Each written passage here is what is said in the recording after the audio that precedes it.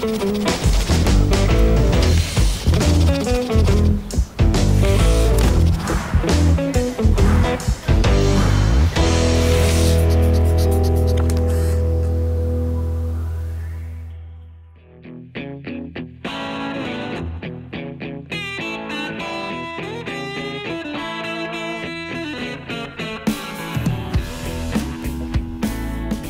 Laurent. Bonjour. Merci de nous recevoir ici. C'est la première fois que je viens à l'atelier avec aussi peu de monde. Ah oui, ça c'est clair. Tu peux nous présenter les lieux? À l'atelier, c'était un projet qui était prévu de durer 6 mois. Le premier bail qu'on a signé, on l'a fait pour 6 mois parce qu'on était sûr que ça n'allait pas marcher. Et là, ça fait 30 ans. Donc c'est complètement en fait affolant. C'est un lieu que j'ai découvert quand j'étais une fois dans un bouchon à la rue de Ulrich et je regarde cette cour et je dis mais ce serait quand même bien d'avoir un lieu intramuros à la ville où on pourrait faire des concerts et vraiment je suis rentré dans la cour et je me rappelle il y avait une femme de ménage qui était ici donc je rentre et je dis mais c'est quoi, enfin il y a quoi ici? Et il devait y avoir un laser game, un truc dans ce genre-là et manifestement ça n'a pas marché. Et c'est parti de là. Donc voilà, la recherche du propriétaire, la recherche de 5 copains ou 4 copains et moi-même pour faire un truc qu'on n'a jamais fait avant. Et c'est parti comme ça. Avec qui tu t'es associé pour lancer? C'était des amis? Pour l'atelier, c'était des amis, c'est d'ailleurs toujours des amis. Au départ, j'allais avec mon copain Petz voir des concerts à Cologne, à Bruxelles, à Paris. Donc c'était Everk, le Bataclan ou l'Olympia et l'Abbé à Bruxelles. Et on s'est toujours dit, mais pourquoi est-ce que nous, on doit rouler 3 heures pour aller voir un concert et revenir la nuit, Dieu sait quoi. Et on trouvait ça toujours un peu... Enfin, on ne comprenait pas vraiment. Et en fait, il n'y avait pas d'infrastructure qui était dédiée à la musique à Luxembourg. Il y avait des concerts de ce temps-là, mais c'était alors dans des plans bien pourris, dans des salles omnisports, glauques, quoi, enfin mal ficelées. Pas bien, et donc vraiment c'était ça l'idée, et quand j'ai vu la salle, j'ai demandé le jour après à 4 copains de se voir. L'un était architecte, 2 autres étaient audiophiles, et Petz, avec lequel on avait vu déjà des dizaines et des dizaines de concerts, donc je me suis dit que ce groupe-là couvrait toutes les compétences dont j'aurais besoin pour ce projet-là. Et c'est parti comme ça, et vraiment on a commencé à voir si c'était possible ou d'avoir le lieu et on a commencé là.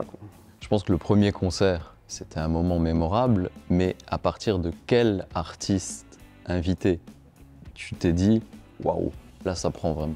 Quand à un moment donné, c'était il y a 20 ans, maintenant ils sont revenus, mais le dernier concert de Smashing Pumpkins, du temps où ils ont arrêté parce qu'ils étaient complètement à l'ouest, il a eu lieu ici. Et en même temps, il y avait Muse qui répétait à la Rocale et qui faisait un concert le jour après à la Rocale. Ils sont venus voir le concert de Smashing Pumpkins. Et vraiment par hasard, il y avait Axel Red, ça n'a rien à voir musicalement, mais qui était là aussi. Et on était là en haut, dans ce petit lieu, il y avait tout Muse, il y avait tout le management de Smashing qui était venu des États-Unis pour voir le dernier concert de leur groupe. Et là, tu es là, tu dis, oh là là, c'est quand même pas mal, quoi. Je veux dire, ils étaient tous dans cette petite salle à la rue de Ulrich. Donc, à un moment, ça m'a quand même dit, je dis, ok, il y a un truc qui se passe, quoi. Qu'est-ce qui te fascine le plus dans l'organisation d'un concert? Moi, personnellement, la logistique, je trouve que chaque concert est quand même un peu un miracle parce que déjà, il faut une salle en état de marche, il faut un artiste qui soit là et en bonne santé. Je le dis parce qu'on a déjà eu des artistes qui étaient ici dans les loges, mais voilà, qui ont eu un coup de fièvre et donc ils ont quand même annulé. Il faut que le public soit au rendez-vous, il faut qu'il n'y ait pas de guerre civile, il faut qu'il n'y ait pas d'inondation. Enfin, il y a tellement de trucs qui parlent contre que je trouve que chaque événement qui a lieu est quand même toujours un petit miracle. Enfin, pour moi en tout cas, et pour l'équipe aussi. Tu prenais l'exemple, il y en a d'autres, mais de Rammstein, où tu me disais que là, le déploiement logistique, il était juste impressionnant. Oui, Rammstein, pour nous, c'était un truc, personne de nous n'avait déjà fait Rammstein 2 fois à l'intérieur à la Rocale, donc on les connaissait, voilà, de là la relation. Mais quand ils ont décidé de commencer leur grande tournée, déjà on était étonnés qu'on soit sélectionné avec notre site à Reuser, qui est quand même un champ. Et ça, c'était vraiment une confiance de l'agent, et puis un déroulement de l'installation qui nous a vraiment éblouis. C'est des gens d'un professionnalisme vraiment jusqu'à l'extrême, vraiment. Il y a vraiment une rupture entre l'image qu'ils peuvent dégager sur scène et le côté méticuleux de toute l'organisation. Déjà, sur scène, s'ils ne sont pas méticuleux, ils meurent. Avec ce qu'ils dégagent comme flamme, comme CO2 et comme effet, déjà, si le gars n'est pas au bon endroit, c'est pas bien, quoi. Ça, c'est pour ce qui est scénique, mais tout autour, ils sont d'un professionnalisme qui est... Enfin, nous-mêmes, on a déjà fait des grands groupes allemands, des grands groupes américains, mais ça, c'était Rammstein, pour nous, c'était vraiment... et c'était non négociable. Donc, ils nous disaient, voilà, il nous faut, mais jusque dans les détails. Je me rappelle quand on montait la scène du premier jour, ils nous ont fait un plan de notre site avec des croix, et ils ont dit, à ces endroits-là, il faut une poubelle. Et nous, on dit, mais non, enfin, si, il faut une poubelle à ces endroits-là. OK. Et le mec nous sort une fiche technique de la poubelle. Donc, nous dit, ah oui, carrément, ouais. Et puis il dit, voilà, à droite, je me rappelle, il faut une tente 6x6 avec 8 frigos vitrés. Et dans le premier frigo, il y a de l'eau plate. Dans le deuxième frigo, il y a de l'eau pétillante et ainsi de suite jusqu'au dernier frigo. Et nous, c'est une blague. Parce que quelquefois, ils font des blagues comme ça où tu dis... Et notre responsable du backstage qui s'occupait des frigos, elle nous dit à Michel et moi, oui bon, j'ai trouvé les 5 frigos vitrines et le dernier c'est un frigo bahut. J'ai dit, mais non, on s'en fout comme dans 40, c'est pas un problème. Et les gars, ils arrivent et ils disent, on a un problème. Je dis, oui quoi? Il manque un frigo vitrine. Et je dis, mais oui, mais un frigo bahut. Non, c'est un frigo vitrine. Et en fait, quand tu vois débarquer, eux, ils sont à 340 techniciens et chauffeurs. Donc, et quand tu les vois débarquer, tu vois les gens sont en train de monter cette scène, mais à la limite, à l'aveugle, ils font 3 pas vers la gauche et 2 pas vers l'arrière et ils ouvrent la poubelle parce que le bouton du couvercle devait être au centre du couvercle, pas sur le côté, pour mettre la canette dedans. Et ils referment le truc. Et la même chose quand ils sont allés chercher leur Coca-Cola Light, c'était le 6e frigo. Impensable qu'ils doivent lever un frigo comme ça alors qu'ils ont l'habitude d'ouvrir le frigo comme ça. Ils laissent rien au hasard du tout. Ils laissent rien au hasard. Et ça, c'est vraiment maintenant... On peut en rigoler, mais tout est à ce niveau-là. Et ça, il faut quand même dire, chapeau et vraiment bien, très sévère, mais très correct. Et on a eu un très beau mail de leur chef de production qui est quelqu'un qui n'est pas connu pour être marrant, en disant que l'atelier c'est quand même spécial, on a vraiment l'impression d'être en famille et que well done guys et see you next time. Ça c'est quand même, c'est cool. Rammstein, moi je ne veux pas du tout parler maintenant de l'image qu'ils ont, de la politique, mais c'est des très grands professionnels. On revient en 1986, c'est l'année de tes 18 ans, si je ne me trompe pas, et déjà tu crées une entreprise, DSL, milieu de l'informatique. Tu peux revenir sur la genèse? Oui, disons que le système éducatif et moi, on n'était pas vraiment synchrones. Ça n'a pas vraiment marché. Et donc l'informatique, j'avais quelqu'un que je connaissais qui trouvait ça génial et qui n'arrête pas à longueur de journée me dire que ça c'est l'avenir, qu'il va y avoir un truc qui va se passer avec l'informatique et tout et tout. Et moi je me suis dit, bon, si c'est une nouvelle technologie de ce temps-là, elle était vraiment nouvelle. Et si tu commences à zéro à quelque part, il vaut mieux commencer avec quelque chose qui est nouveau. Parce que aller vendre des machines à laver, je me suis dit, il y en a déjà qui le font. Et donc, on a, avec ce copain-là, créé une boîte qui au départ s'appelait LSD, Loschater Service Data. On s'est très vite rendu compte que c'était une blague, mais que les gens ne trouvaient pas ça marrant. Donc c'était un peu compliqué de gagner des marchés d'État en s'appelant LSD. Et on a donc retourné le truc et on a fait DSL, de là vient le nom en fait. Et voilà, donc on a commencé très petit, on était à 2 et c'était marrant. Et puis ça a grandi. Et voilà, maintenant depuis 40 ans aussi, c'est une très belle société qui fait un très beau job au niveau de l'infrastructure informatique de moyennes et grandes entreprises ou administrations, où on a une clientèle qui est extrêmement fidèle et surtout on a une équipe qui est vraiment du tonnerre, quoi. Là aussi j'ai des associés qui sont vraiment dedans, j'ai des gens qui sont avec moi depuis 20, 25, 30 ans et c'est assez chouette, donc voilà. L'ami avec lequel tu as créé la société est toujours avec toi aujourd'hui? Oui, il est toujours ami en plus, c'est ça qui est fou.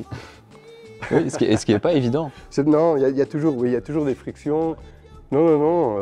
Et maintenant, mon premier associé, Pascal est parti en pension il y a 6 mois, donc c'était un grand moment, mais il y a eu une belle transition, donc sans problème. Mais de ce temps-là, les services informatiques dans les banques, c'était des têtes brûlées, c'était des gens qui étaient un peu à part, comme ça, ils faisaient ce qu'ils voulaient, ils faisaient la fête au bureau. L'informatique de ce temps-là était vraiment quelque chose de neuf, qui n'était pas encore régulé comme ça l'est aujourd'hui. Et c'était marrant, on passait des nuits entières à essayer de faire marcher des trucs. Le jour après, la banque, elle ouvrait, on n'était pas sûr que ça fonctionnait ou que ça ne fonctionnait pas. C'était une chouette période, bien. Et puis on était dans un garage, c'est un peu cliché, mais on a effectivement commencé dans un garage. Et puis on a loué un local un peu plus grand, et puis on a acheté un bâtiment au Rollingergrund. Et maintenant, il y a 5 ans, on a acheté un bâtiment encore plus grand et encore plus beau à Steinzel. Et donc voilà, j'aime bien. 17, 18 ans, c'est l'âge où on est encore plus ou moins à la moitié de ses études. Comment ton entourage accueille ton idée d'arrêter tes études et de lancer une entreprise? Qui plus est dans un domaine avant-gardiste à ce moment-là. Je ne connaissais rien, il ne faut pas oublier que moi, ce n'est pas un dada l'informatique, mais je crois que les vrais copains, les gars qui sont encore aujourd'hui copains, ils ont complètement compris ce que je faisais parce qu'ils voyaient bien que je piétinais à l'école, que le fait de ne pas avancer me rendait ingérable. Et puis il y avait mon père qui m'a quand même beaucoup soutenu à ce moment-là et qui me faisait confiance. Et il me regardait d'un drôle d'œil, un peu comme ça, mais il me faisait confiance et il était toujours là quand il y avait un revers. Et voilà, je crois que la famille et les parents sont un ciment extrêmement important si tu veux avancer. C'est pour ça que c'est dur pour les gens qui n'ont pas ce ciment. Mais moi, j'ai eu des parents qui m'ont toujours supporté, qui ont toujours plus ou moins... Quand ils n'ont pas compris ce que je faisais, ils l'acceptaient quand même. Et donc, voilà, ça m'a quand même permis d'avancer assez rapidement. Quand j'ai annoncé à mon père que j'allais faire une salle de concert, là, il a vraiment dit bon. Mais il était rassuré, tu avais déjà une entreprise qui fonctionnait depuis une décennie. Non, il m'a jamais dit quelque chose de contraire à ce que je voulais faire. Les bâtiments que vous avez actuellement sont vraiment magnifiques. Il y a une petite histoire derrière. Tu peux revenir un petit peu sur la manière dont ça s'est créé et peut-être l'évolution. Tu démarres de ton garage. Ouais. Et qu'est-ce qui s'est passé entre le garage et les locaux actuels? Je trouve que si déjà on passe 8, 10, peut-être plus d'heures par jour dans un lieu pour travailler, autant qu'il soit accueillant, qu'il soit confortable, qu'il n'y ait pas un néon et du carrelage au sol, parce que là je déprime. Donc autant mettre des coins partout, autant agencer le truc pour qu'on puisse boire un coup avec les gens avec lesquels tu travailles, se rencontrer, jouer un flipper. Et donc le bâtiment maintenant ici, c'est vrai qu'il est très réussi et on cherchait avec mon associé Steve un bâtiment très ouvert, très axé sur l'extérieur, mais on avait quand même des contraintes de stockage, des contraintes de parking et compagnie, donc c'était assez compliqué. Et un jour, on tombe sur une annonce d'un hall industriel, et sur l'annonce, il y avait une photo, on a vu qu'il y avait une espèce de verrière qui était comme une épine dorsale sur tout le bâtiment. On est allé le voir, c'était assez moche parce que c'était agencé moche, mais on a vu le potentiel. Et dans notre clientèle, on a quand même beaucoup de bureaux d'architectes, dont plusieurs qui sont vraiment les bureaux d'architectes un peu en vue, où vraiment ils font des très beaux projets. Donc on avait un peu l'embarras du choix à qui demander, et notre choix s'est porté sur Métaforme, parce qu'à ce moment-là, il était juste en train de faire le pavillon de Dubaï de l'exposition universelle, et je téléphone à Sharam, je lui dis écoute, j'ai acheté un truc, j'aimerais bien que tu viennes le voir, parce que j'aimerais bien que tu me donnes des idées, et on allait le voir le dimanche. Et le dimanche soir, j'avais les premiers croquis dans ma mailbox. Donc il était directement rentré, il avait commencé à dessiner, et quelque part je le savais. Et le lundi matin, on discutait des détails et c'est parti comme ça. Et donc voilà, c'était un très chouette chantier en fait. Et que ce soit pour le financement d'un bâtiment ou les projets ou l'accompagnement d'une société, il faut une banque. Est-ce qu'on peut revenir sur le rôle que la BIL a joué dans toute cette aventure? Je crois que la deuxième personne, après l'architecte que je suis allé voir quand j'avais signé le compromis d'achat de ce bâtiment, c'est Tom Lessel. Et je lui dis j'ai acheté ce truc et je suis assez emballé, et je lui passe le compromis, il va directement à la bonne page pour voir le montant. Il me dit « Ah oui, quand même ». Je dis « Bah oui ». Et il me dit « Ok, je comprends, fais-moi un dossier avec financement, l'idée, qu'est-ce que vous pouvez apporter vous-même et tout et tout ». Mais il a directement compris le truc. Et quand je lui ai envoyé les premiers croquis de l'architecte, il me dit « Ah, tu as réussi à avoir Sharam comme architecte ». Il a bien aussi là compris de la valeur d'avoir cet architecte-là. Et ça, c'est vraiment bien parce qu'en fait, une banque, c'est avant tout des personnes. Et si la personne comprend ce que tu veux faire, c'est déjà beaucoup plus facile. Parce que voilà, on aurait pu dire « Oui, mais Laurent, pourquoi tu n'achètes pas un hall industriel à Differdange dans le zoning industriel ?» C'est beaucoup plus facile, c'est évidemment plus facile, quoi. L'importance d'une relation de confiance aussi. On en parle beaucoup, mais c'est plus que des mots, c'est une réalité. Est-ce que tu peux nous parler de la manière dont se passe ta relation avec la BIL au quotidien? C'est assez facile pour les nouveaux projets. Je contacte primairement Tom Lessel, tout en sachant que la cheville ouvrière derrière, c'est Sophie Leuch, qui s'occupe des dossiers et qui fait en sorte que les dossiers soient bien ficelés. Donc à eux deux, c'est vraiment une équipe assez performante, quoi. Et comme on parle de la BIL, je crois savoir qu'on est aussi partenaire de l'atelier. Oui, l'atelier est une SARL luxembourgeoise, donc tout à fait classique, et on ne vit que par en fait, la vente de tickets. Donc on n'est pas subventionné. La ville de Luxembourg nous aide depuis des années aussi, mais on n'est pas un établissement public comme la Rocale ou la Philharmonie ou je sais quoi. Et donc, assez rapidement, on est allé à la recherche de partenaires financiers et logistiques, et tout en cherchant dans un terreau très proche et très local. Et dans le bancaire, on a très vite approché les gens de la BIL, du marketing et de la communication. Et donc, ils sont devenus un des principaux partenaires de l'atelier, mais déjà depuis plusieurs années. On a parlé DSL, informatique, on a parlé art, culture à travers l'atelier, mais je crois que tu es aussi très engagé dans des missions humanitaires. Est-ce que tu peux nous en parler? C'est quelque chose qui est arrivé par hasard un peu dans ma vie, avec un premier voyage au Burkina Faso pour un projet d'irrigation d'eau où effectivement la Croix-Rouge m'a dit « mais écoute, si tu arrives à faire un concert en pleine nature, tu arriveras aussi à pomper de l'eau au Burkina ». Je n'avais pas très bien compris le lien, mais je me suis dit ben, on va y aller. Et effectivement, ça m'a assez impressionné, ça m'a assez pris, ça m'a terriblement beaucoup apporté en plein de termes de résilience, de camaraderie, des gens qui risquent leur vie pour des bonnes causes. Et puis c'est aventureux, je veux dire, voilà, on a quand même beaucoup vu des choses très tristes, des choses très drôles. Et c'était mes premiers voyages, j'étais avec la Croix-Rouge, effectivement, au Burkina Faso. S'en est suivi beaucoup de voyages dans toute cette partie-là, donc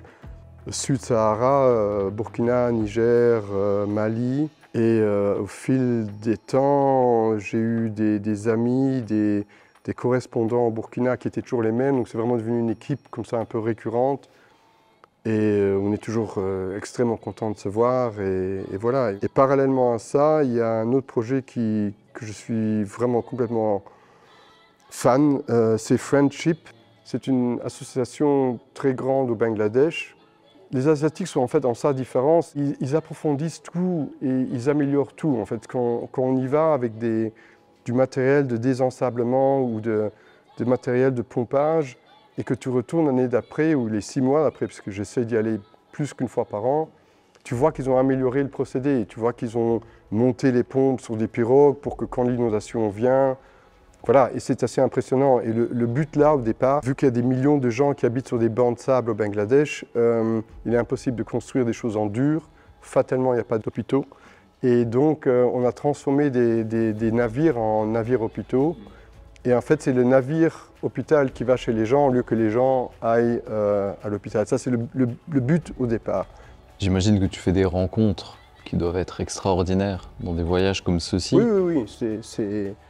Une fois au niveau des gens lesquels tu es censé aider, je ne suis pas médecin, donc malheureusement je ne peux pas vraiment aider à ce niveau-là, mais il y a toujours de la logistique. Hein. Dès qu'il y a du monde, il y a de la logistique, il faut du courant, il faut de l'eau, il faut voilà. Et Vu que ces gens mettent du temps à arriver devant ces bateaux, se crée en fait une espèce de village provisoire qui peut quand même durer 3, 4, 5 mois. On a commencé à faire des métiers à tisser, et puis on a fait des écoles, et puis on a fait des petits shops. Et donc il y a tout un micro-cosme comme ça qui s'est créé autour, qui maintenant est devenu énorme, parce que maintenant on a effectivement des écoles un peu partout, disséminées dans tout le Bangladesh.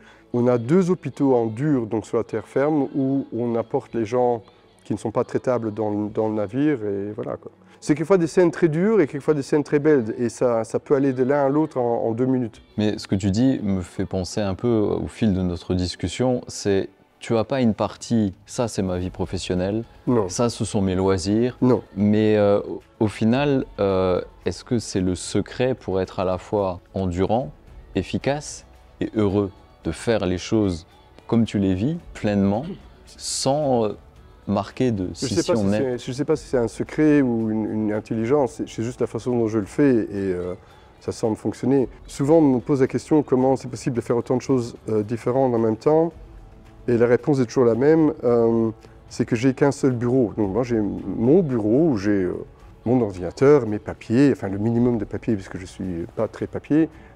Et donc pour moi, quand je suis assis derrière ce bureau, il peut y avoir un mail qui rentre pour l'atelier, un pour DSL et un pour un projet au Bangladesh en la même minute. Pour moi, il n'y a pas de rupture à faire entre l'un et l'autre. C'est la première fois que je vois l'atelier vide, et du coup ça donne un cachet particulier. Mais dans quelques minutes, ce sera aussi la première fois que je boirai un café à l'atelier. Dans le backstage. Dans le backstage. Oh, la classe. Je te suis alors. On y va. C'est parti.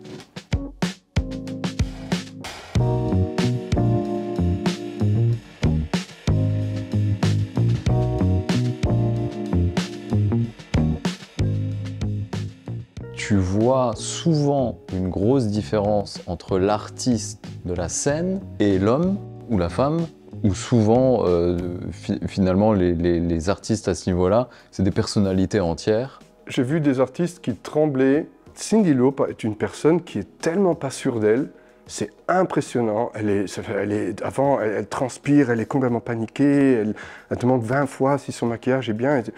Elle va sur scène, elle fait un show incroyable. Et puis elle descend de scène et je la rencontre vraiment par hasard, un peu dans le couloir, c'était là-bas.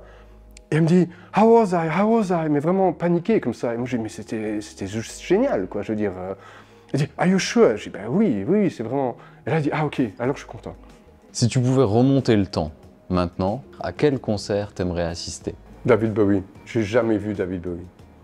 Ça c'est dramatique. C'est vraiment le choix que tu... Le mec, oui. J'aurais pu, mais Et puis quand Et puis quelle belle mort, quoi. Le mec, il fait son album posthume, il meurt, et le jour après, il lance le Black Star. Enfin là, c'était quand même très fort, quoi. David Bowie, c'est quand même... Laurent, je voulais te remercier de nous avoir accueillis. Bien volontiers.